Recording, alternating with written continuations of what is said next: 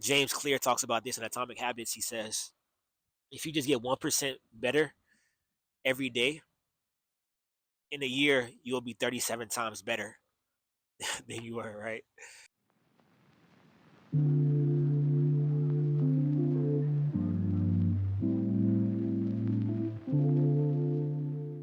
And so it's just about those little bitty improvements, making them every single day. So waking up and choosing to meditate, waking up, choosing to pray before you go to bed, choosing to pray, choosing to work out, choosing to be choosing to be loving, choosing to be a giver.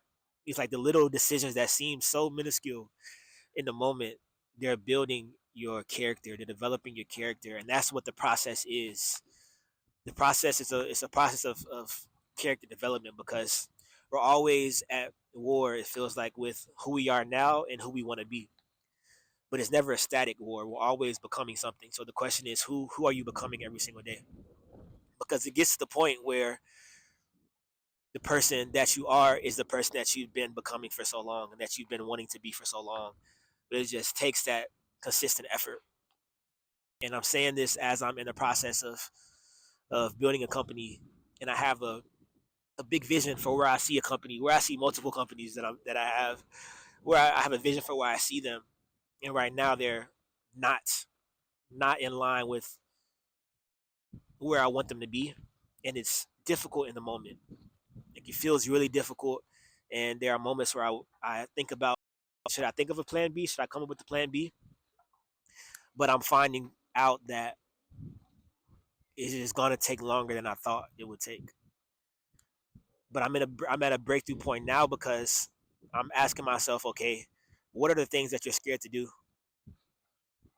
And what if a year from now, you say 1 year later, you finally chose to do whatever you're scared of, and then 6 months later, you're like, dang, I should have done that a year ago. I had an interview today with a guy, an executive, 30 years in the military.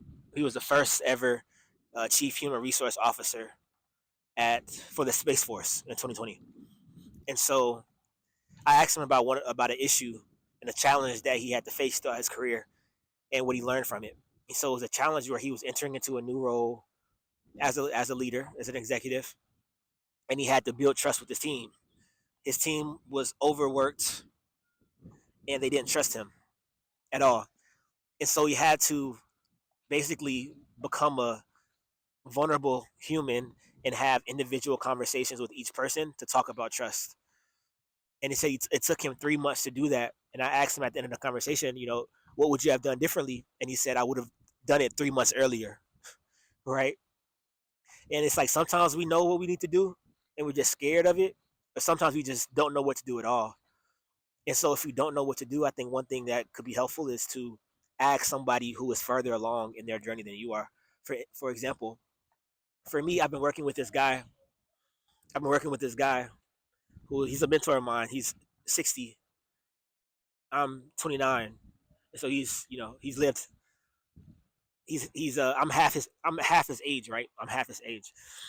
And so, and he's the multimillionaire, multi-millionaire.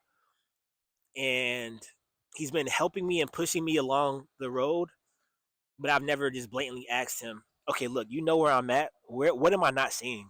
What are my blind spots here? What am I not seeing? What are you seeing me miss about this journey of getting to, over $1 million in business? What am I not seeing? Because it reminds me of something that happened today, and I'll end with this. So I was in my kitchen, I was working, and I had my windows open, and there was a bee that flew into my kitchen, and it flew in and it was flying around. I was trying to like direct it out, and so I ended up closing one window, and so it was basically like a double window. So one window was open, one window was closed, and this bee was was basically buzzing against the closed window repeatedly, trying to get out. But it didn't know that if it had flew 5 centimeters over to the next window pane, it would be outside. But the bee only had a limited point of view. Like, it only saw the outside, the view of outside from the window. It didn't see the view of outside from the open window pane that was right next to it. And so for me, I was further back, and I was like, "Yo, B, just fly 5 centimeters over, you'll be outside." But it was like, "Nah, for 20 minutes," because I didn't want to kill it. I didn't want to kill the bee. For 20 minutes, the bee was just like buzzing hard. It would buzz super hard, and then it would stop. It would buzz super hard, and then it would stop. After maybe a minute or so, it would start buzzing against the window again because it was just trying to get out, but it didn't know what it didn't know. And so it's the same with us. We don't know what we don't know, but there are some people who can answer the questions for us and who may see our blind spots and may be able to tell us like, "Yo, you're trying your hardest, but this is a window. This is a window. But if you move 10 centimeters to the left or to the right, you can be outside. You can be free to fly and to roam to where you want to be." And so it's all part of the process. And trust the process, live, be present in the process, but also seek assistance where you can in the process.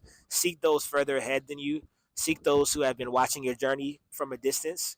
Ask them if there are blind spots that you may be missing.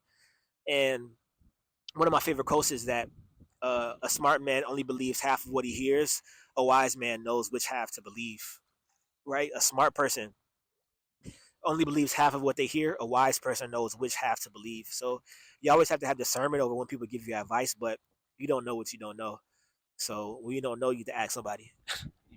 You feel me? So that's it for today. Revelations by the Lake. Trust the process. Trust the process. And I'll see you on the next one. Peace and love.